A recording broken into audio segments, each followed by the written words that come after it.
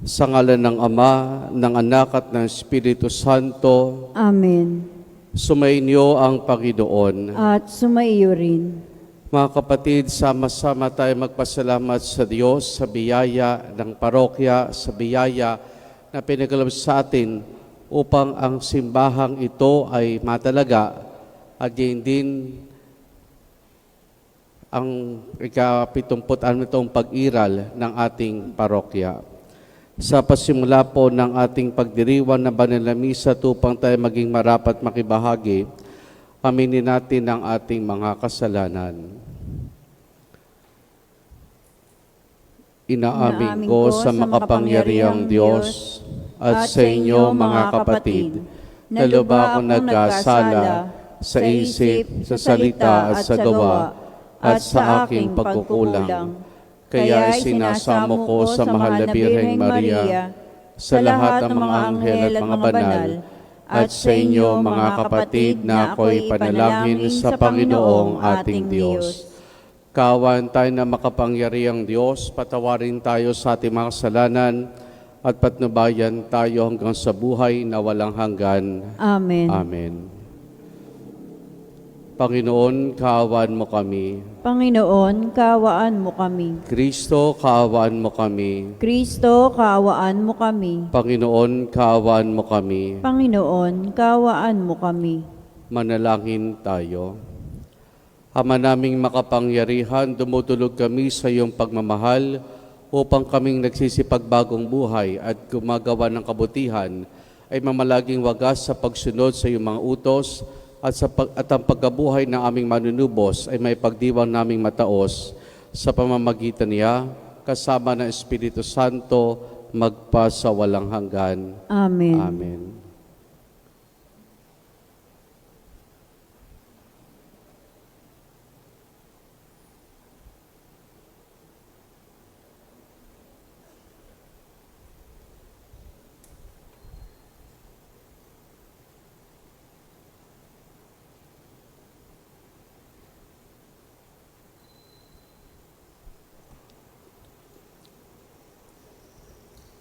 Ang salita ng Diyos mula sa aklat ni Exodo. Noong mga araw na iyon, sinabi ng Panginoon kay Moises, "Balikan mo ngayon din ang mga Israelitang inalis mo sa Ehipto. Naroroon at nagpapakasama. Tinalikdan nila agad ang mga utos ko. Gumawa sila ng guyang ginto. Iyon ang sinasamba nila ngayon at hinahandugan. Ang sabi nila iyon ang Diyos nag-aalis sa kanila sa Ehipto. Kilala ko ang mga taong iyan at alam kong matitigas ang kanilang ulo. Kung gusto mo, lilipulin ko sila at sa iyo ko ipamamana ang isang malaking bansa." Nagsusumamo si Moises sa Panginoon, "Huwag po, huwag niyong lilipulin ang mga taong inalis ninyo sa Ehipto sa pamamagitan ng inyong kapangyarihan. Kapag nilipol ninyo sila, masasabi ng mga Ehipsyo na ang mga Israelita ay inalis ninyo sa Ehipto upang lipulin sa kabundukan. Huwag na po kayong magalit sa kanila at huwag na rin ninyong ituloy ang inyong balak. Huwag ninyong ituloy ang laban sa kanila. Alalahanin ninyo ang mga lingkod ninyong sina Abraham, Isaac at Jacob. Ipinangako ninyo sa kanila na ang lahi nila ay pararamihin tulad ng mga bituin sa langit at magiging kanila habang panahon. Ang lupaing ipinangako ninyo, hindi nga itinuloy ng Panginoon ang balak na paglipol sa mga Israelita." Ang salita ng Diyos. Salamat sa Diyos. Salmo, Panginoong masintahin ang bayan mo'y gunitain. Panginoong masintahin, ang bayan mo'y gunitain. Sa may bundok ng Horeb, doon ay naghugis niyong gintong baka. Matapos mahugis, ang ginawa nila ay kanilang sinamba. Ang dakilang Diyos ay ipinagpalit sa Diyos na nilikha, sa Diyos na baka na ang kinakain ay damong sariwa. Panginoong masintahin, ang bayan mo'y gunitain. Kanilang nilimot ang Panginoong Diyos ang tagapagligtas, na yaong ginawa doon sa Ehipto ay kagilagilalas. Sa lupa iyon, ang ginawa niya ay tunay na himala. Sa dagat ng tambo, diyaong nasaksihan ay kahanga-hanga. Panginoong masintahin, ang bayan mo'y gunitain. Ang pasya ng Diyos na ginawa nila ay lipulin pagdaka. Agad na dumulog sa puon si Moises na magitan siya. At hindi natuloy yaong kapasiyahan na lipulin sila. Panginoong masintahin, ang bayan mo'y gunitain.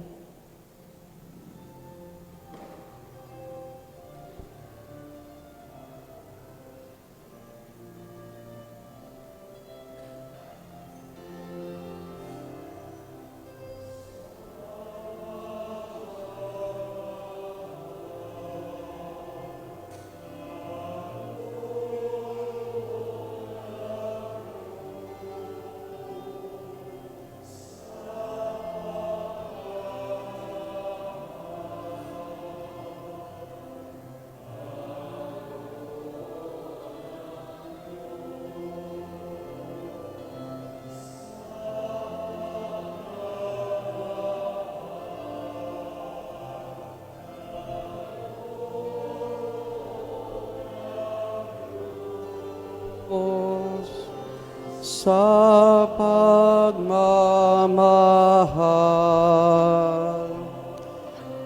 naroroon ang Diyos.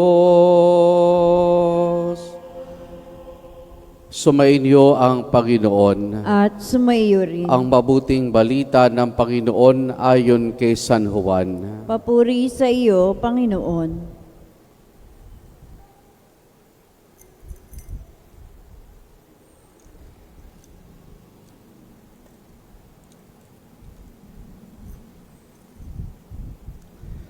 Noong panahong iyon, sinabi ni Jesus sa mga Hudyo, "Kung ako lamang ang nagpapatotoo tungkol sa aking sarili, huwag ninyong tanggapin. Ngunit may ibang nagpatotoo tungkol sa akin, at totoo ang kanyang sinasabi. Nagpasugo kayo kay Juan at nagpatotoo siya tungkol sa katotohanan. Hindi sa kailangan ko ang patotoo ng tao. Sinasabi ko lamang ito para maligtas kayo. Si Juan ay para maningas na ilaw na nagliliwanag noon at kay sandaling nasiyahan sa kanyang liwanag. Ngunit may patotoo tungkol sa akin na higit sa patotoo ni Juan. Ang mga gawang ipinagagawa sa akin ng Ama at siya ko namang ginaganap, iyan ang nagpapatotoo na ako'y sinugo niya. At ang Amang nagsugo sa akin ang nagpapatotoo tungkol sa akin. Kailan may hindi ninyo narinig ang kanyang tinig at nakita ang kanyang anyo. Walang pitak sa inyong puso ang kanyang salita sapagkat hindi kayo nananalig sa akin na sinugo niya. Sinasaliksik ninyo ang mga kasulatan sa paniwalang doon ninyo matatagpuan ang buhay na walang hanggan. Ang mga ito ay nagpapatotoo tungkol sa akin, ngunit ayaw naman ninyong lumapit sa akin upang kayo'y magkaroon ng buhay. Hindi ako naghahangad ng parangal ng mga tao, ngunit kilala ko kayo at alam kong wala kayong pag-ibig sa Diyos. Naparito ako sa ngalan ng aking Ama at ayaw ninyo akong tanggapin. Kung may ibang pumarito sa kanyang sariling pangalan, siya inyong tatanggapin. Ang hinahangad ninyo ang parangal ng isa't isa at hindi ang parangal na nanggagaling sa isang Diyos. Paano kayo makapaniniwala? Huwag niyong isiping ako'y magsasakdal sa Ama laban sa inyo. Si Moises na inaasahan ninyo ang siyang magharap ng sakdal laban sa inyo. Kung talagang pinaniniwalaan ninyo si Moises, ako'y paniniwalaan din sana ninyo, sapagkat sumulat siya tungkol sa akin. Ngunit kung hindi ninyo pinaniniwalaan ang mga sulat niya, paano ninyong paniniwalaan ang mga sinasabi ko? Ang mabuting balita ng Panginoon. Pinupuri ka namin, Panginoong Hesukristo.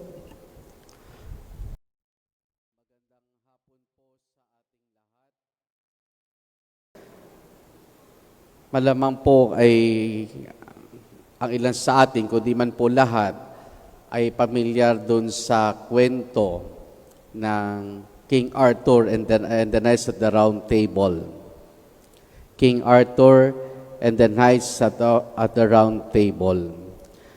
Meron pong isang bahagi doon sa sanaysay ng kwentong ito na kung saan matapos pong makipagdigma ang mga kabalyero sa panguna po ni Haring Arturo, ay kanyang tinipon ang kanyang mga kabalyero sa isang bilog na lamesa. Kaya nga, at the round table. At anong sinabi niya? Ang sabi niya, itong unang panalo natin laban sa mga nagnanais sumakop sa ating bansa ay huwag ninyong kalilimutan. Itong unang panalo natin laban sa kanila ay huwag ninyong kalilimutan dahil ang pinakamalaking trahedya ng tao ay madali siyang makalimot. The biggest tragedy of man is that he easily forgets. Yun daw ang pinakamalaking trahedya nating mga tao, ang madali tayong makalimot. Mga kapatid, kayo ho ba'y makakalimutin? Pag tumatanda daw, makakalimutin na. May sakit na, I think, Alzheimer ata iyon, na unti-unti ay yung sa memory na apektuhan po nito. Sa ating po unang pagbasa, ay ating natunghayan, ang mga Israelita ay nasa paanan ng bundok ng Sinai, mula sa aklat ng Exodo. Si Moises ay kausap na ng Diyos, at ibinibigay na sa kanya ang 10 utos. Sadyang natagalan po si Moises, nainip ang mga tao. Kaya ang ginawa ng mga tao, gumawa sila ng kanilang Diyos-Diyosan. Mula sa mga ginto na dala-dala nila mula sa Ehipto, hanggang sa sila makarating sa may paanan ng bundok ng Sinai, ito'y kanilang tinipon.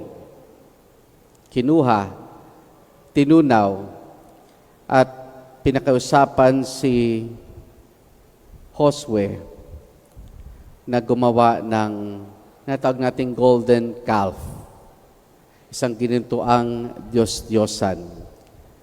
Kasi para nga sa kanila, yun daw ang nagligtas sa kanila.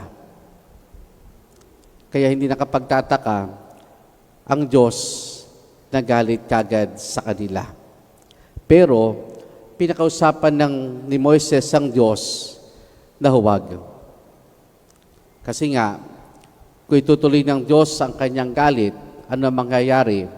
Isipin ng mga Ehipto, pinalaya niya ang kanyang bayan at inaalaman niya ito mamatay sa ilang. Pero naging pagkakamali ng mga Israelita noong pagkakataong iyon. Ano naging pagkakamali ng mga Israelita noong pagkakataong iyon? Ito, madali silang nakalimot. Madali silang nakalimot. Nakalimutan kagad nila ang mga kahangang-hangang bagay na ginawa ng Diyos sa kanila nung sila ay mapalaya sa pagiging alipin sa Ehipto. Nakalimutan nila kung paano isang haliging apoy ang gumabay sa kanila. Nakalimutan nila kung paanong sila ay milagro nakatawid sa dagat dahil inuusig sila muli ng mga taga-Ehipsyo. Galit kasi noon ng Faraon. Kasi parang pakiwari niya, nagkamali siya na pinalaya niya mga Israelita, kaya tinugis agad sila. Pero ang ginawa ng Diyos, hinayaan nilang makatawid sila sa dagat. Marami pang bagay na kahangangang ginawa ang Diyos sa kanila. Pero lahat ng iyon, nakalimutan kaagad ng mga Israelita. Lahat ng iyon, nakalimutan kaagad ng mga Israelita. Kaya nga, ang pinakamalaking trahedya nating mga tao ay madali tayong makalimot. Kaya mahalaga sa atin, mga kapatid, yung may nagpapaalala. May mga nagpapaalala. Kaya nga pasinin po ninyo, yung mga mag-asawa, Kayo ba'y nagdiriwan ng inyong wedding anniversary? Nagdiriwan mo ba kayo ng wedding anniversary ninyo? Kami mga pare, nagdiriwang kami ng anniversary ng aming ordinasyon. Pag nagbe-birthday, inaalaala rin yan. Pero bakit? Kasi iti nagpapalala sa atin ng kabutiang loob ng Diyos. Nagpapalala sa atin ito ng kung paano natin naranasan ang kabutihan ng Diyos. Sa mga mag-asawa, yun din. Siguro maalala ninyo na nitong nagdaang taon, maaaring nagkaroon kayo ng pagtatalo, maaaring hindi kayo nagkaroon ng hindi pagkakaunawaan, pero sumapit pa rin kayo sa araw ng inyong anibersaryo at ipinagdiriwang ninyo. Ang dahilan, nagpapasalamat kayo sa kabutihan ng Diyos sa inyo bilang mag-asawa. Kami rin mga pari, inaalaala namin ang araw ng aming ordinasyon. Parang lumalabas sa amin, mas pinagdiriwang pa namin misa ng anniversary namin ng pagkapari kaysa sa aming sariling kaarawan. Misa mas malaki pa selebrasyon ng priesthood ordination namin kaysa sa aming sariling kaarawan. Kasi nga, nagpapasalamat kami sa kabutihang loob ng Diyos. At ito yung ginagawa natin sa bawat misa. Inaalaala natin ang pagmamahal ng anak ng Diyos, si Jesus, na nag-alay ng kanyang sariling buhay para sa ating kaligtasan. At ito rin ang dahilan kung bakit tayo bilang isang parokya, simula ng 2021, sinimulan nating ipagdiwang ang anibersaryo ng pagkakatatag ng ating parokya hanggang sa humantong tayo sa ika-75th, yung Diamond Jubilee ng ating parokya. At ngayong taon, hindi lang ang pagkakatatag ng parokya ang siyang inaalaala natin, kundi ang pagkakatalaga ng ating simbahan bilang isang bahay dalanginan.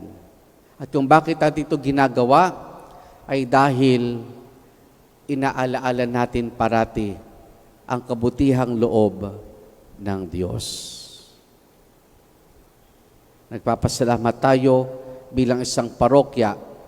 Sabi nga, pinaghandaan natin ito, ipinagdiwang natin ito, at ngayon, sinusugo tayo ng ating simbahan, ng ating parokya, upang ang tinig ng ating patron, ang tinig ng ating Panginoon, ay patuloy na umalingaw-ngaw sa bawat mananampalataya, hindi lang sa bumubuo ng ating parokya, kundi kahit saan man tayo mapunta, saan man tayo mapadpad. Mga kapatid, mabuti ang Diyos. At sana, yan ang wag na wag nating kalilimutan. Kahit sabihin natin na marami tayong mga pagsubok na pinagdaanan, maraming problema, patuloy nating alalahanin ang kabutihang loob ng Diyos. At patuloy tayong magpasalamat sa Kanya. Amen.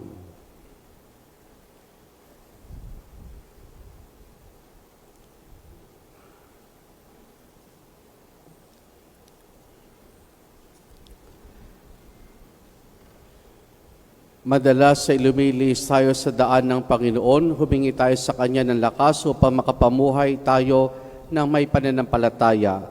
Ating itutugon, Ama, lunasan mo ang aming kawalan ng pananampalataya. Ama, lunasan mo ang aming kawalan ng pananampalataya.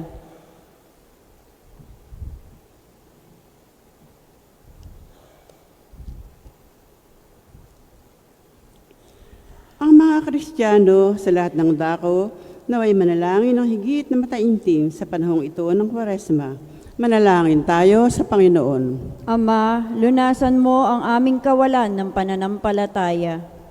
Ang mga walang pananampalataya na may makinig sa salita ng Diyos upang sila ay mailigtas. Manalangin tayo sa Panginoon. Ama, lunasan mo ang aming kawalan ng pananampalataya. Ang mga kasalukuyang kaguluhan sa simbahan na may malutas ng paglago ng pananampalataya, manalangin tayo sa Panginoon. Ama, lunasan mo ang aming kawalan ng pananampalataya.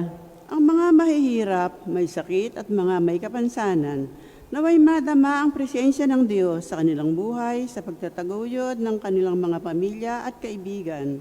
Manalangin tayo sa Panginoon. Ama, lunasan mo ang aming kawalan ng pananampalataya. Ang mga yumao naway makarating sa kanilang walang hanggang tahanan sa tulong ng ating mga panalangin. Manalangin tayo sa Panginoon. Ama, lunasan mo ang aming kawalan ng pananampalataya.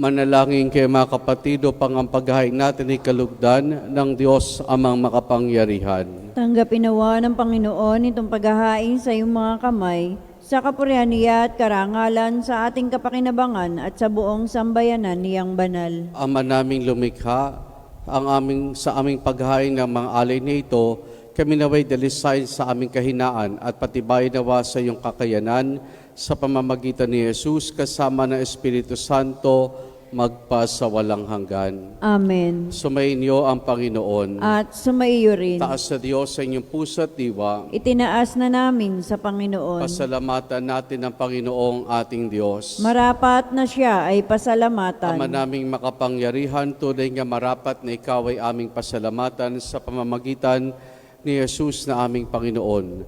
Sa pagbabaka sakali mong kami bubuti, isinugo mo si Jesus upang pangunahan kami. Bilang pagsunod sa iyong atas sa bigay, ipinahayag na iyong anak ang iyong kadooban ng mga pitukhay kanyang damayan. Kaya na iyong inihahandog ang pagkakatong aming maisaloob, ang kanyang ganap at kusang paglilingkod upang sa'y lagi kaming makasunod. Kaya kaisa ng mga anghel, pagsisiawit ng papuri sa nang walang humpay sa kalangitan, kami nagbubunyi sa iyong kadakilaan.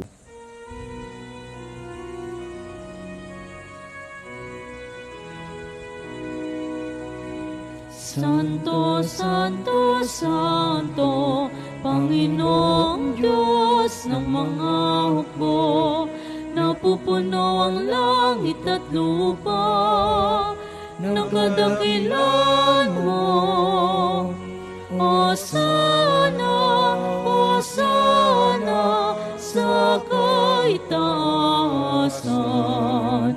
pinagpalang na paririto sa ngalan ng Panginoon. Hosana, Hosana sa kaitaasan.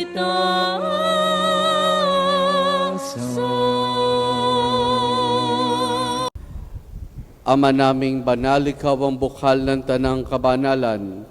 Kaya't sa pamamagitan ng iyong Espiritu, gawin mong banal ang mga kaloob na ito upang para sa amin, maging katawan at dugo ng aming Panginoong Hesukristo.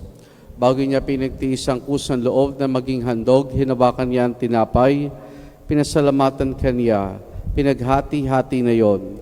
Iniabot sa kanyang maalagad at sinabi, tanggapin ninyo lahat ito at kanin itong aking katawan na ihahandog para sa inyo.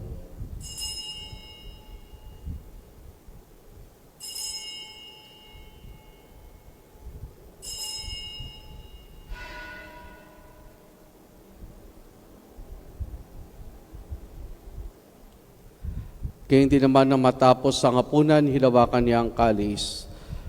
Muli kanyang pinasalamatan, iniabot niya ang kalis sa kanyang maalagad at sinabi, tanggapin ninyo lahat ito, tinumin, itong kalis ng aking dugo ng bagot pala hanggang tipan. Ang aking dugo na ibubuhos para sa inyo at para sa lahat sa kapagpapatawad ng mga kasalanan. Gawin ninyo ito sa pag-alaala sa akin.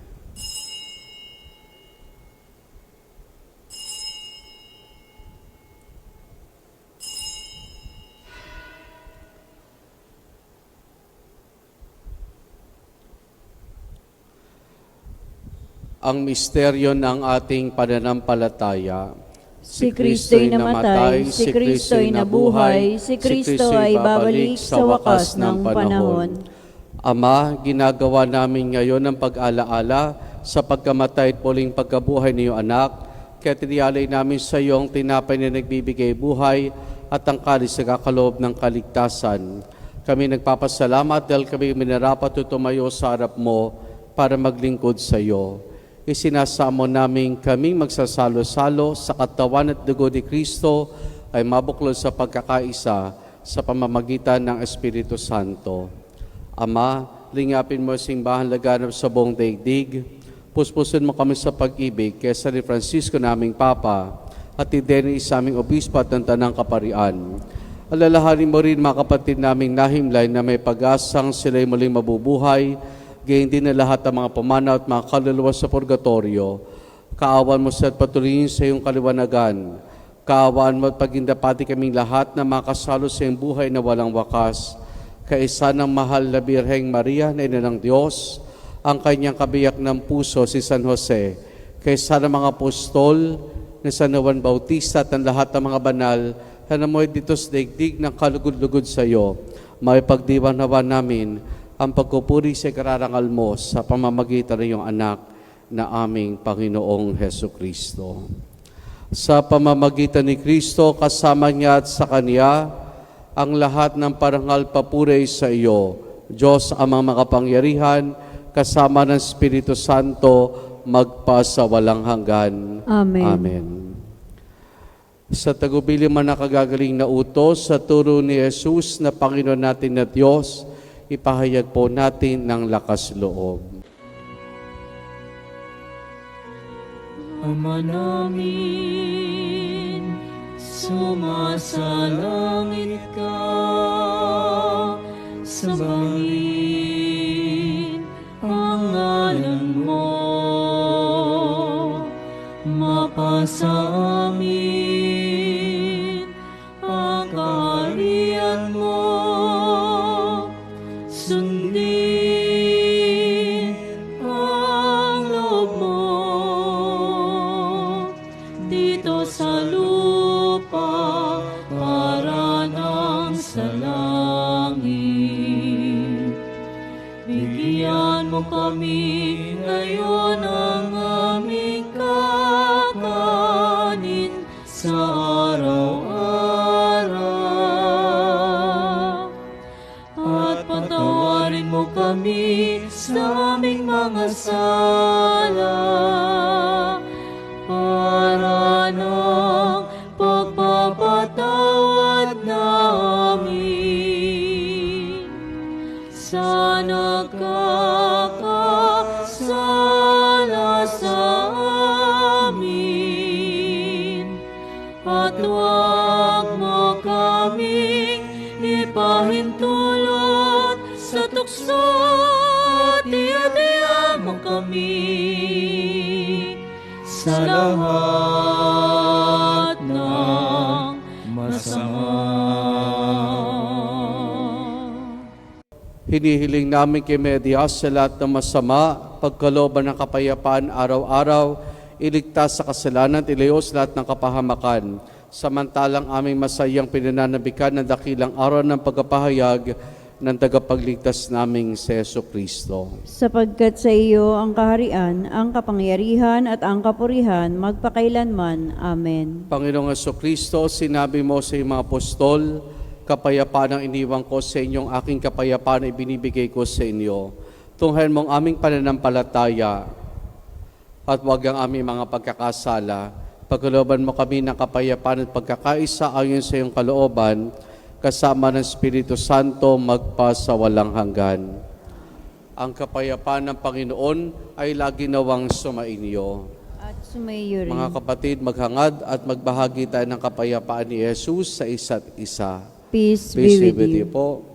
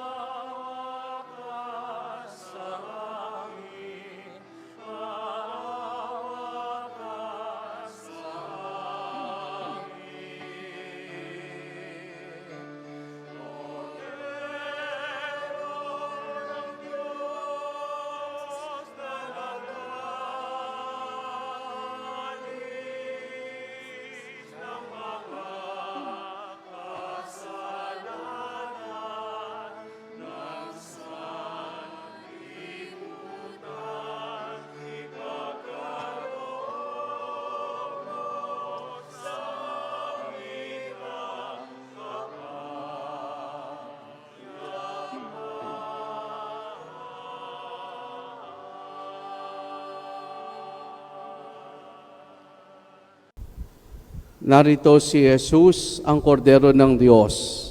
Siya nagaling sa mga kasalanan ng salibutan. Mapalad ang mga inaaniyahan niya makiisa sa kanyang banal na piging. Panginoon, hindi ako karapat-dapat na magpatuloy sa iyo, ngunit sa isang salita mo lamang ay gagaling na ako.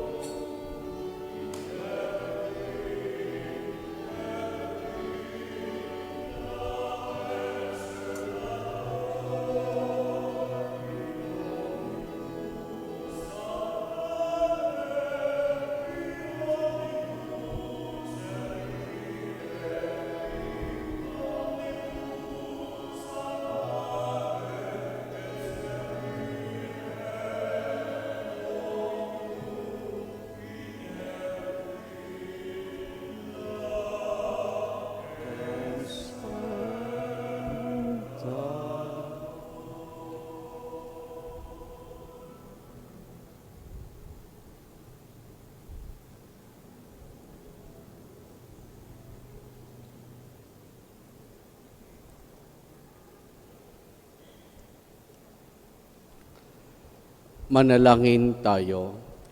Ama naming mapagmahal, ang tinanggap naming banal na kinabang ay siya nawang magpalaya sa amin sa kasalanan upang ang dinadala namin sa buti ay gumaan at ang ganap na kagalingan ay aming makamtan sa pamamagitan ni Jesus kasama ng Espiritu Santo magpa sa walang hanggan. Amen. Para sa gawang kabutihan sa araw na ito ay ilalahanin natin ang mga biyayang tinanggap at magpasalamat tayo sa Diyos. So, mahintayin na lamang po natin na magdatingan po yung mga pari para sa mag-organize pong mga umpisal sa gabi pong ito o sa araw pong ito. Salamat po. Sumainyo ang Panginoon At sumaiyo rin. at pagpalain tayong lahat ng mabuti't mapagmahal na Diyos Ama, Anak at Espiritu Santo. Amen. Naialay na natin ang pagdiriwang ng banal na misa, humayo tayo at patuloy na maalaala ang kabutihang loob ng Diyos. Salamat sa Diyos.